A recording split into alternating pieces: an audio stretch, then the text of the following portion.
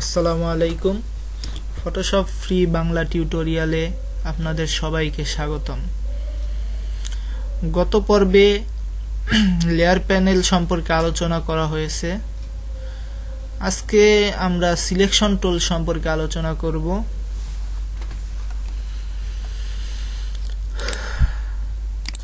আমি আমার Photoshop interface টিউটোরিয়ালে ফটোশপের ইন্টারফেস সম্পর্কে আলোচনা করেছি। এটা আপনার টুলস বক্স, আর এটা হলো আপনার টুল কন্ট্রোল প্যানেল। তো আমরা এখন সিলেকশন টুলগুলো দেখি। তো সিলেকশন টুলের প্রথমে যেই টুলটি রয়েছে তার নাম রেক্টেঙ্গুলার মার্কি টুল। এই টুলের মাধ্যমে আমরা স্কয়ার ভাবে সিলেকশন করতে পারি। দেখুন কি সুন্দর সিলেকশন হয়ে গেল। আমরা চাইলে এখানে একটি কালারও অ্যাপ্লাই করতে পারি। এর জন্য একটি লেয়ার নিয়ে আমরা ইচ্ছা করলে ফরগ্রাউন্ড কালার অ্যাপ্লাই করতে পারি। এখানে ফরগ্রাউন্ড কালার ব্লু রয়েছে। তো আমরা যদি ফরগ্রাউন্ড কালার অ্যাপ্লাই করতে চাই, অল্টার ব্যাক স্পেস প্রেস করি। দেখুন এখানে কালার অ্যাপ্লাই হয়ে গেছে। আমরা আনডু করি, আগের অবস্থায় ফিরে যেতে কন্ট্রোল জেড চাপি। তো আমরা আরেকভাবেও এখানে কালার অ্যাপ্লাই করতে পারি। সেটা হলো ইমেজে গিয়ে ফিলে গিয়ে ফরগ্রাউন্ড কালার এখানে 100% থাকবে, মোড নরমাল থাকবে, ওকে। তো দেখুন আমাদের ফরগ্রাউন্ড কালার অ্যাপ্লাই হয়ে গেল। তো আমরা এটা আনডু করি। আনডু করতে কন্ট্রোল জেড প্রেস করি। তো আমাদের সিলেকশন হয়েছে, এই ফটোশপ লেখাটুকু সিলেকশন হয়েছে। এখন আমরা চাচ্ছি এই এখন লেখাটুকু সিলেকশন করব। এর জন্য আমরা এই আইকনে ক্লিক করব, অ্যাড টু সিলেকশন। তো আমরা এইখান থেকে টেনে ধরে এই এখন লেখাটুক সিলেকশন করব, তারপর মাউসটি ছেড়ে দিব। দেখুন দুইটা মিলে একটা সিলেকশন হলো, কারণ আমরা সিলেকশনটি করেছি ফটোশপের সিলেকশনের ভিতরে থেকে, যে কারণে দুইটা মিলে একটা সিলেকশন হলো। কিন্তু আমরা যদি এইটা বাহির থেকে করতাম তাহলে দুইটা আলাদা আলাদা সিলেকশন হতো। দেখুন দুইটা আলাদা আলাদা সিলেকশন হয়েছে। আবার যখন আমরা এই দুইটা আমরা এই ফটোশপের ভিতর থেকে সিলেকশন শুরু করে এই পর্যন্ত সিলেকশন করব, তখন এই দুইটা মিলে একটা সিলেকশন হবে। এই যে দেখুন আমি সিলেকশন করছি ফটোশপের ভিতর থেকে, এই সিলেকশনটি পুরোটা আমি নিয়ে নিচ্ছি। তো দেখুন এই দুইটা মিলে আমার একটা সিলেকশন তৈরি হলো। তো আমরা ইচ্ছা করলে এখানেও কালার অ্যাপ্লাই করতে পারি। অল্টার ব্যাক স্পেস দ্বারা ফরগ্রাউন্ড কালার অ্যাপ্লাই হয়, আর কন্ট্রোল ব্যাক স্পেস দ্বারা আমার ব্যাকগ্রাউন্ড কালার অ্যাপ্লাই হয়। তো আমাদের আগে ফরগ্রাউন্ড কালার কি আর ব্যাকগ্রাউন্ড কালার কি সেটা আলোচনা করতে হবে। আপনার ফরগ্রাউন্ড কালার হলো এইটা, এই উপরের কালারটা হলো ফরগ্রাউন্ড, আর এই নিচের কালারটা হলো ব্যাকগ্রাউন্ড। এখানে দুইটা কালার সিলেক্ট করা যায়, আবার একসাথে দুই কালারও সিলেক্ট করা যায়। আমরা চাইলে এই নীল কালারটি পরিবর্তন করতে পারি। এখানে ডবল ক্লিক করে তারপরে যেই কালার ইচ্ছা সেই কালার অ্যাপ্লাই করতে পারি। যেমন সবুজ করতে চাইলে আমরা এখানে ক্লিক করে ওকে করব। তো আমাদের ফরগ্রাউন্ড কালারটি এখানে চলে আসলো। এখন আমরা অল্টার ব্যাক স্পেস প্রেস করলে আমাদের ফরগ্রাউন্ড কালারটি অ্যাপ্লাই হবে। দেখুন তো এখন আমরা ইচ্ছা করলে ব্যাকগ্রাউন্ড কালারটিও পরিবর্তন করতে পারবো। আমরা ইচ্ছা করলে লাল কালার নিয়ে আসলাম, তারপরে ইচ্ছা করলে ব্যাকগ্রাউন্ড কালারটিও অ্যাপ্লাই করতে পারি। এর জন্য কন্ট্রোল ব্যাক স্পেস প্রেস করব। দেখুন আমাদের এখানে লাল কালারটি অ্যাপ্লাই হয়ে গেল। তো আমরা চাচ্ছি এই এখন লেখাটুকু আর রাখবো না, এই এখন লেখাটুক সিলেকশন রাখবো না। তো এই জন্য আমরা যেটা করতে পারি সেটা হলো সাবট্রাক্ট ফ্রম সিলেকশন, এই আইকনে আমরা ক্লিক করব। তো আমরা জাস্ট এইখান থেকে সিলেকশন করে এই পর্যন্ত সিলেকশন করব, ছেড়ে দিব। তো আমাদের এখন লেখাটুকুর সিলেকশন চলে যাবে। তো দেখুন এখন লেখাটুক সিলেকশন আর থাকলো না। আর এইটা হলো কমন, আমাদের এই সিলেকশন আর নতুন করে যেই সিলেকশন করব তার মধ্যে কমন যেই সিলেকশনটুকু সেই সিলেকশনটুকু রাখবে, আর বাকি সব সিলেকশন থাকবে না। যেমন আমি এইখান থেকে সিলেকশন করলাম, এইখান থেকে সিলেকশন করলাম, নিচে এখনও সিলেকশন করলাম, কিন্তু আমাদের ফটোশপের সিলেকশনটুকুর মাঝখানের অংশটুক সিলেকশন হবে, কারণ এই অংশটুক আমাদের কমন অংশ, মানে দুটো সিলেকশনই রয়েছে এই জায়গায়, মানে দুটো সিলেকশন টুকু আমাদের এখানে সিলেকশন থাকবে। যেমন আমি মাউসটি ছেড়ে দিলাম, দেখুন এইটুকু থাকলো, নিচের টুকু আসলো না, এই দিকের টুকু আসলো না, আমাদের শুধু কমন টুকু আসবে। যেমন ধরুন আমরা এইখান থেকে টানলাম, এইখানে নিয়ে ছেড়ে দিব, কিন্তু আমাদের প্রথম সিলেকশনের মাঝের টুকু সিলেকশন থাকবে, আর বক্সের বাহিরের সিলেকশনটুকু সিলেকশন থাকবে না, কারণ এটা কমন না। আমাদের সিলেকশনের মাঝখানের টুক সিলেকশন থাকবে, শুধু কমন জায়গাটুকু। দেখুন তো এই গেল আমাদের রেক্টেঙ্গুলার মার্কি টোলের কাজ। এখন আমরা ইলেপটিক্যাল মার্কি টোল সম্পর্কে আলোচনা করব। রেক্টেঙ্গুলার টোল আর ইলিপ্টিক্যাল মার্কি টোলের মধ্যে তেমন কোনো পার্থক্য নেই, দুটো টোল দিয়েই সিলেকশন করে। পার্থক্য এইটুকুই যে সিলেকশনের ধরন আলাদা। রেক্টেঙ্গুলার টোল স্কোয়ারভাবে সিলেকশন করে, আর ইলিপ্টিক্যাল টোল আপনার সার্কেল আকারে সিলেকশন করে। যেমন এই দেখুন সার্কেল আকারে সিলেকশন করছে। আবার আপনি ইচ্ছা করলে এটাকে এইভাবেও সিলেকশন করতে পারেন, এইভাবেও সিলেকশন করতে পারেন, আপনার ইচ্ছা। কিন্তু এটা সার্কেল আকারে সিলেকশন কি হবে না, এটা স্কোয়ার আকারে সিলেকশন হবে। আপনি ইচ্ছা করলে এটাকে চ্যাপ্টা ভাবে সিলেকশন করতে পারেন, কিন্তু এটা স্কোয়ার শেপের থাকবে। আপনি এখন এই চাচ্ছেন ফটোশপটুকু সিলেকশন রাখতে,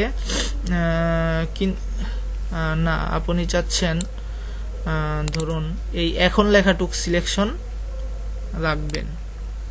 তো আপনি সিলেকশন করলেন, কিন্তু আপনার এ আর খ এই দুইটি অংশ পুরোপুরি সিলেকশন হয়নি, উপরে কিছু অংশ আছে। তো আমরা এটা কিভাবে সিলেকশন করব?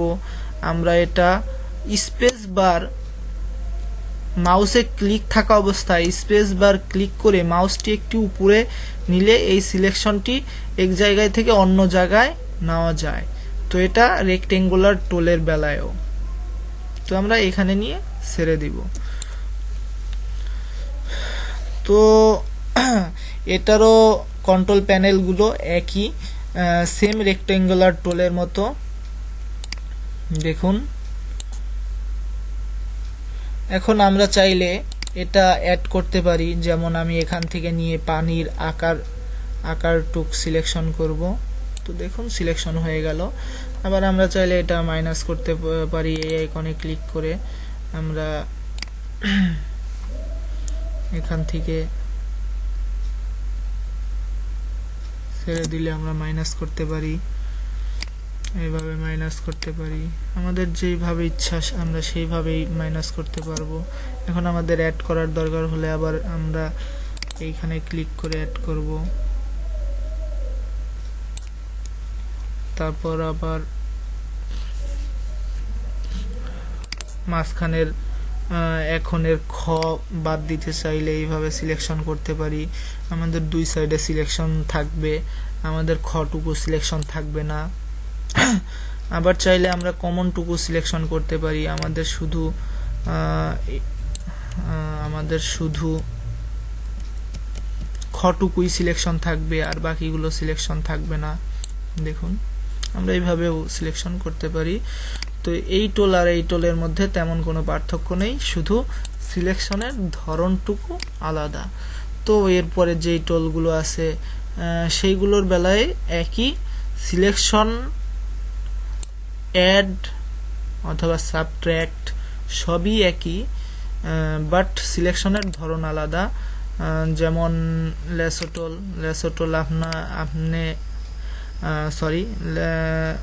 লেসোটোল আপনি যেভাবে ইচ্ছা সেইভাবে ব্যবহার করতে পারবেন, যেই দিকে ইচ্ছা সেই দিক দিয়ে নিয়ে যেতে পারবেন। তো এটার সিলেকশনের ধরন আলাদা কিন্তু আপনার কাজ একই। যেমন আপনি সিলেকশন করছেন, আপনি চাচ্ছেন এই সিলেকশনটি একটু অন্য দিকে নিয়ে যাবেন, তো আপনি এখানে ক্লিক করে সেই দিকে নিয়ে গেলেন, আবার এখানে ক্লিক করলে সিলেকশন চলে যাবে, কারণ এখানে একটাই সিলেকশন করা যাবে, কারণ এখানে একটা সিলেকশনের আইকনে আমার ক্লিক করা আছে। আমি যখন এখানে ক্লিক করব তখন আমি একাধিক সিলেকশন করতে পারবো। এটা আগের দুটো টোলের বেলায়ও একই।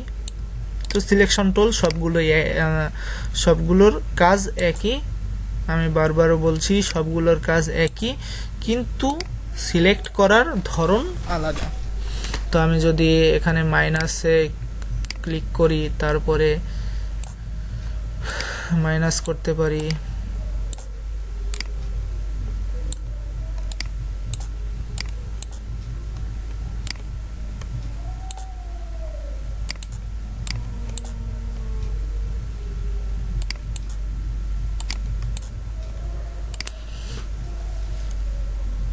তো আমরা লেসোটোল দিয়েও সিলেকশন করতে পারি।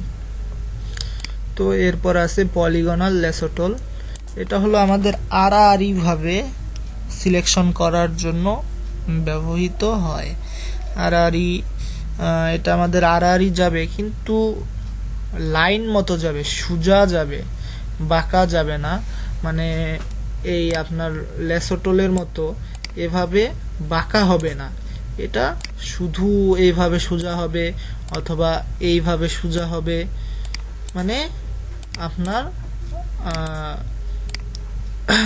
পলিগনাল টোল দিয়ে আপনি যেদিকেই নেন এইভাবে সোজা হবে অথবা এইভাবে অথবা এইভাবে, এইরকম সোজা হবে, কিন্তু এটা দিয়ে এইরকম লেসোটোলের মতো বাঁকা করা যাবে না। তো দেখুন পলিগনাল টোলের কাজ দেখি আমরা। তো এখানে ক্লিক করলাম, দেখুন জাস্ট এক ক্লিক করব, তারপরে এরকম লেজের মতো থাকবে। আমরা অন্য জায়গায় আবার সিলেক্ট করব, অন্য জায়গায়, যেমন আমরা এই জায়গায় ফটোশপটুক সিলেক্ট করতে চাই, তাই এখানে একটি ক্লিক করে আমরা এখানে একটি ক্লিক করলাম, এখানে একটি, এখানে একটি, এখানে একটি, এবং এখানে শেষ মাথায় নিয়ে আসার পরে আমাদের এখানে গোল একটি চিহ্ন আসবে। তো আমরা ভাববো এটা আমাদের সিলেকশনের শেষ পর্যায়ে। তো আমরা এখানে সিলেকশন, এখানে ওকে করলে আমাদের সিলেকশনটি হয়ে যাবে। তো দেখুন এটি আড়াআড়ি ভাবে সিলেকশন করে, আর বাকি সব একই। আপনি চাইলে অ্যাড করতে পারেন, যেমন এখানে আপনার এটা অ্যাড করতে পারেন, তারপর ইচ্ছা করলে মাইনাস করতে পারেন।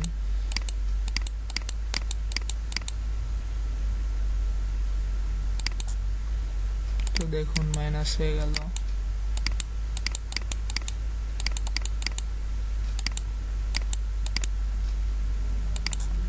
মাইনাস হয়ে গেল। এবার চাইলে কমন অংশটুকু সিলেকশন করতে পারেন।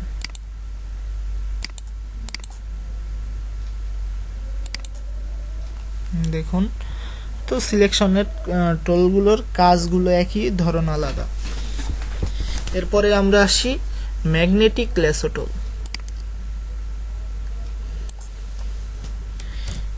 এই টুলটি অত্যন্ত চমৎকার একটি টুল। এটি দিয়ে ব্যাকগ্রাউন্ডও রিমুভ করা যায়, কিন্তু সবসময় করা যায় না, কারণ এটি আপনার নির্দিষ্ট একটি কালারের পাশ দিয়ে ভালো কাজ করে। এইগুলোর এজগুলো নিয়ে কাজ করে। যেমন আমি এইখানে ক্লিক করলাম, তারপরে এই সায়ান কালারের পাশ দিয়ে যাব শেষ বর্ডার দিয়ে। তো দেখুন এটা খুব সুন্দর সিলেকশন করছে, অনেক সুন্দরভাবে আমরা এই ম্যাগনেটিক ল্যাসো টুল দিয়ে সিলেকশন করতে পারছি। অলরেডি আমাদের সিলেকশন করা হয়ে গেল, কিন্তু আমরা অন্য কোনো টুল দিয়ে এত সুন্দর সিলেকশন করতে পারবো না, যেটা আমরা ম্যাগনেটিক ল্যাসো টুল দিয়ে করতে পারলাম। তবে এই টুল সবসময় আমাদের এরকম ফল দিবে না, এরকম ভাবে সিলেকশন করতে পারবো না। শুধু একই কালারের বস্তুগুলো এই ম্যাগনেটিক ল্যাসো টুল দিয়ে ভালোভাবে সিলেকশন করতে পারবো। তো আমাদের আরো সিলেকশন টুল রয়েছে, এই দুটো টুল রয়েছে। আমরা পরবর্তী টিউটোরিয়ালে এই দুইটি টুল সম্পর্কে আলোচনা করব। এই দুইটি টুল চমৎকার দুটি টুল, আশা করি আমাদের সাথেই থাকবেন। আজকের মতো এখানেই আমার টিউটোরিয়াল শেষ করছি। আল্লাহ হাফেজ।